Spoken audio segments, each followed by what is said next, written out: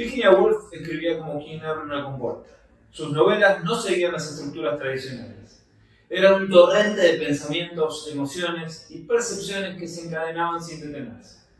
En la señora Dalloway, un solo día bastaba para sumergirse en la conciencia de varios personajes.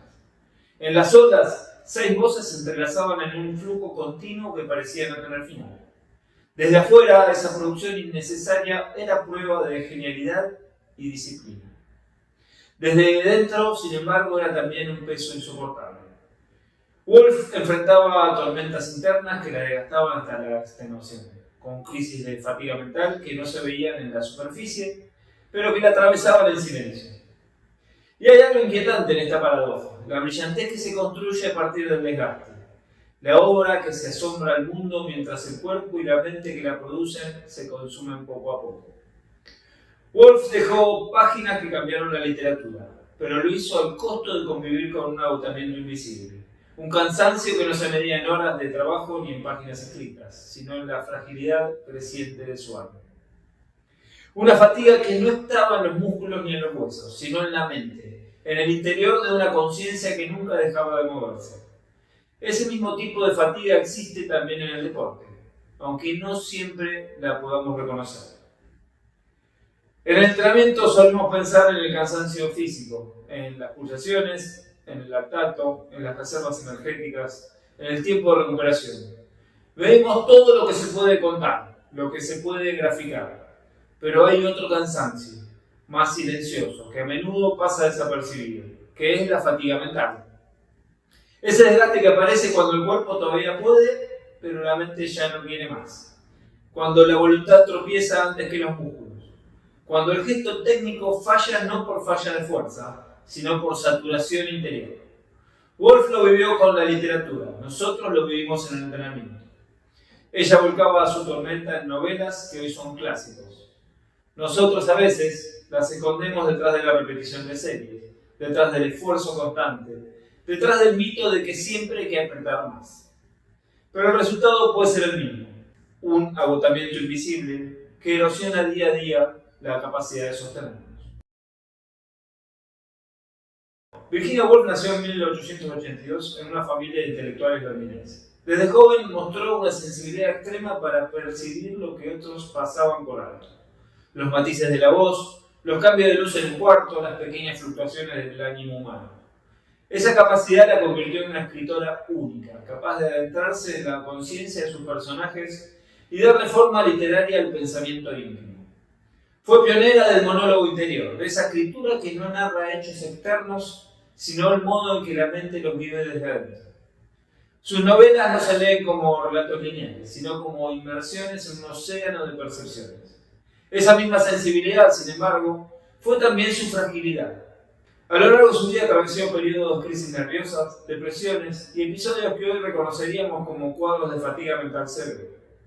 Trabajaba con intensidad obsesiva, escribiendo y reescribiendo hasta el agotamiento.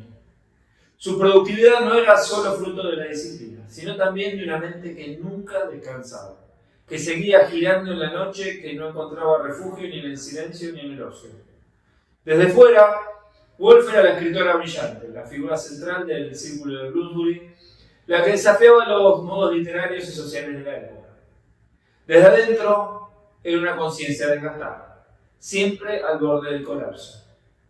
Esa paradoja nos dice algo esencial sobre la fatiga, que no siempre se ve. La obra de Woolf revela disciplina, talento y lucidez, pero detrás de cada página había un cuerpo que se debilitaba y una mente que se fracturaba. El cansancio no aparece en su piel, sino en su ánimo, no en sus músculos, sino en la forma en que le costaba sostener el día a día. Su creatividad se nutría del mismo lugar que la desgastaba. Y ese desgaste no era visible para quienes la rodeaban, porque el brillo de su obra encandilaba más que las sombras de su fatiga. Algo similar ocurre en el deporte. Nos es fácil reconocer la fatiga física.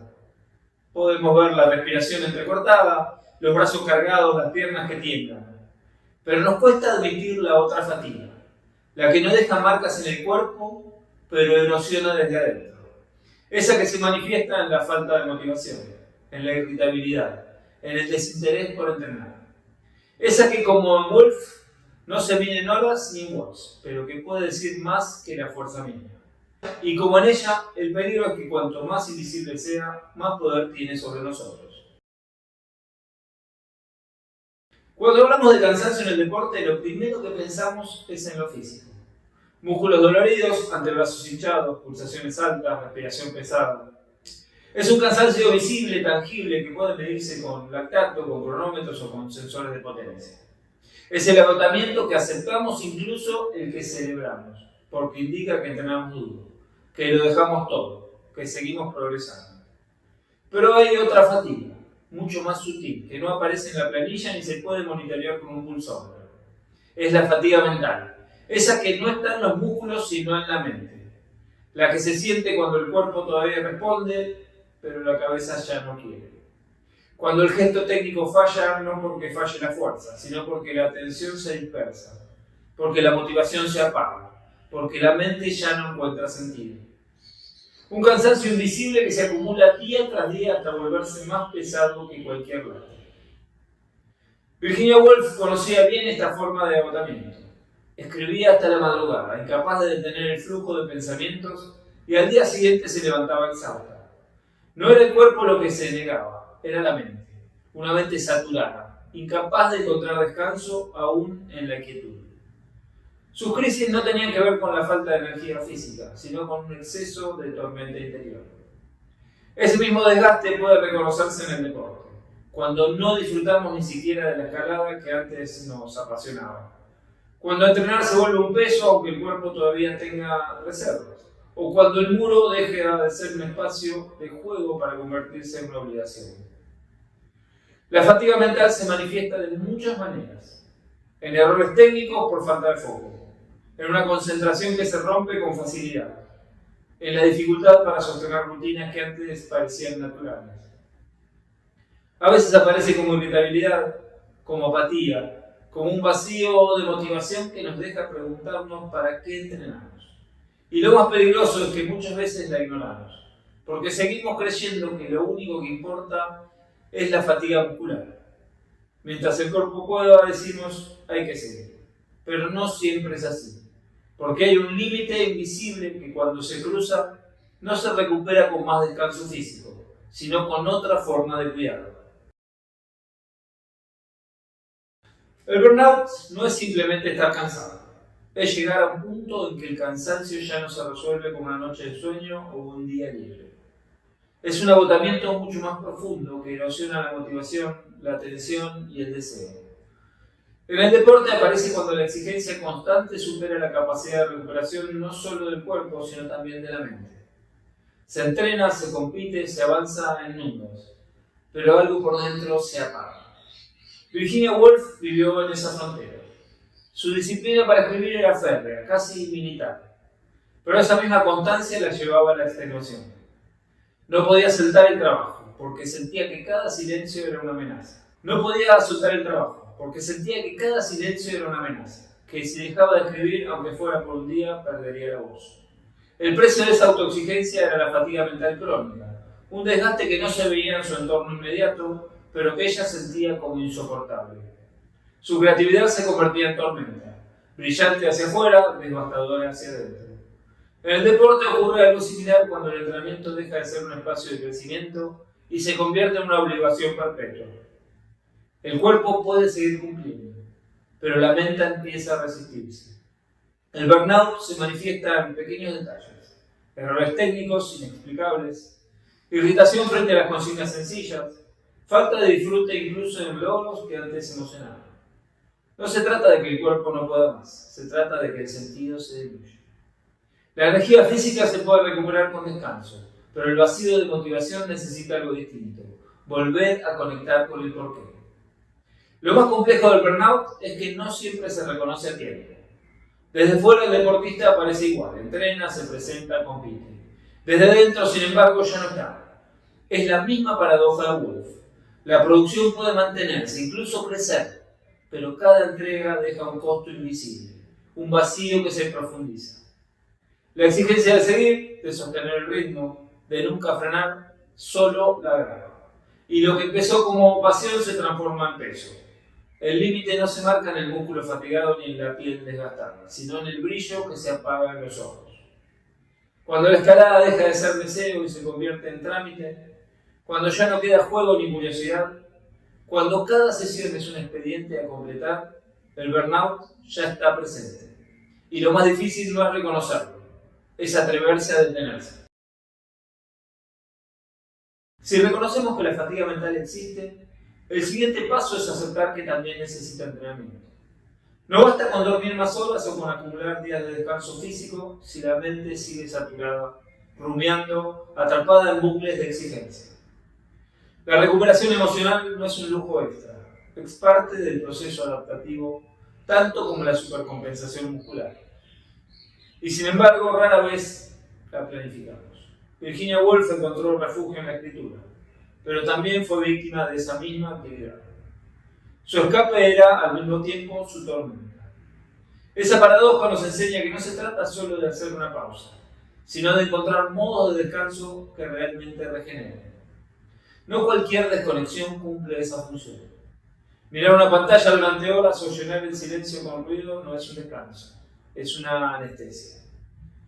En el deporte, recuperar la mente exige prácticas deliberadas. Algunas parecen pequeñas, pero sostienen más de lo que creemos. Tomarse minutos de respiración consciente entre bloques, no para rendir mejor en la siguiente serie, sino para habitar el propio cuerpo.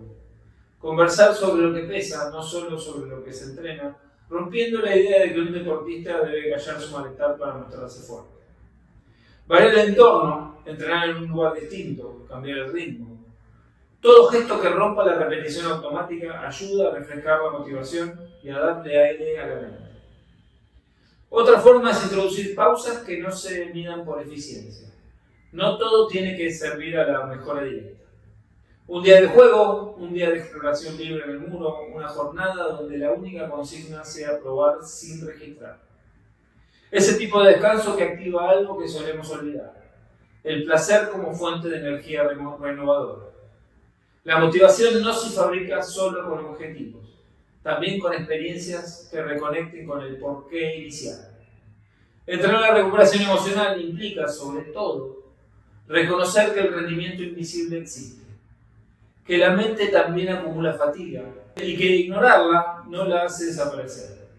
Así como planificamos volúmenes e intensidades, deberíamos planificar espacios de regeneración emocional, porque la fuerza que no se ve es, muy a menudo, la que sostiene todo lo demás. Virginia Woolf nos dejó una obra inmensa, capaz de iluminar la vida interior como pocas plumas en la historia. Pero detrás de cada página había una mente desgastada, atravesada por una fatiga que no se medía en el cuerpo, sino en lo invisible. Su tragedia nos recuerda algo que preferimos ignorar, que lo que no se ve también pesa, que el brillo hacia afuera no siempre refleja el estado interior, que alguien puede producir maravillas mientras por dentro se va apagando. En el deporte la paradoja es la misma. Podemos sostener cargas, completar rutinas, progresar en métricas y al mismo tiempo estar hundiéndonos en un cansancio silencioso. Un agotamiento que no deja moretones ni calambres, pero corroe la motivación y apaga el deseo. La fatiga mental es real, aunque no aparezca en la planilla. Y si no la reconocemos, puede llevarnos más lejos del fracaso físico. Puede robarnos el sentido mismo de entrenar. Woolf escribió hasta que ya no pudo más. Nosotros todavía tenemos la posibilidad de detenernos antes, de reconocer el límite, de entrenar no solo la fuerza de los músculos, sino también la resiliencia de la mente. Porque el verdadero rendimiento no se construye solo con lo que hacemos en el muro o en el gimnasio, sino con la manera en que cuidamos el espacio interior que nos sostiene.